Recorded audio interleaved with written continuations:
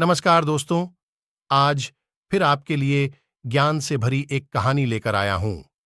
यह कहानी अपने डर को ताकत में बदलो, बुद्धा मोटिवेशनल स्टोरी, जिससे आपको जीवन में बहुत ही अच्छा प्रेरणा मिलता है। आइए स्टोरी को जानते हैं। इससे पहले अगर आप चैनल को सब्सक्राइब नहीं किए हैं तो कृपया सब्सक्राइब कर लें। इससे हमको भी प्रोत्साहन मिलता है। सिद्धार्थ नामक एक युवा व्यक्ति था जो नेपाल के लुम्बिनी गांव में रहता था।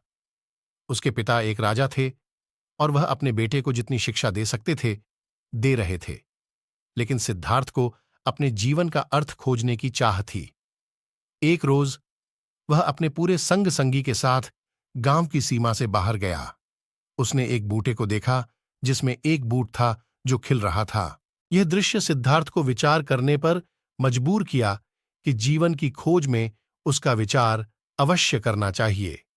सिद्धार्थ ने घर वापस आकर अपने पिता को अपने इच्छाओं के बारे में बताया, परंतु उनके पिता ने उन्हें राजा बनाने का इरादा था और उन्होंने उन्हें विचार किया कि सुख और समृद्धि केवल संघर्ष के माध्यम से ही प्राप्त की जा सकती है। सिद्धार्थ ने यह बात स्वीकार कर ली, लेकिन उसके मन में एक अजीब सी बेचैनी थी।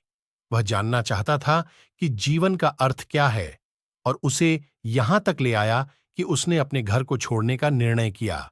सिद्धार्थ ने एक साधु समाज में शामिल होने का निर्णय किया। उसने संगीत, तांत्रिक सिद्धियां और तपस्या की, लेकिन फिर भी उसका मन शांत नहीं हुआ। एक दिन उसने एक बुद्धिमान ब्राह्मण को मिला जो उसे उत्तर देने में सक्षम था। सिद्धार्थ ने पूछा, क्या मैं अपने डर को ताकत में बदल सकता हूं? ब्राह्मण ने हंसते हुए कहा, हां, तुम्हें अपने डर का सामना करना होगा और उसे पार करना होगा। सिद्धार्थ ने ध्यान और तपस्या में और गहराई से प्रवेश किया।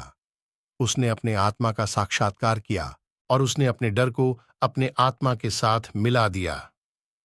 एक दिन सिद्धार्थ बौद्ध हो गए। उन्होंने जीवन की सच्चाई को समझ लिया और अपने डर को अपनी शक्ति में बदल दिया, और वह सिद्धार्थ से अब गौतम बुद्ध के रूप में प्रसिद्ध हो गए।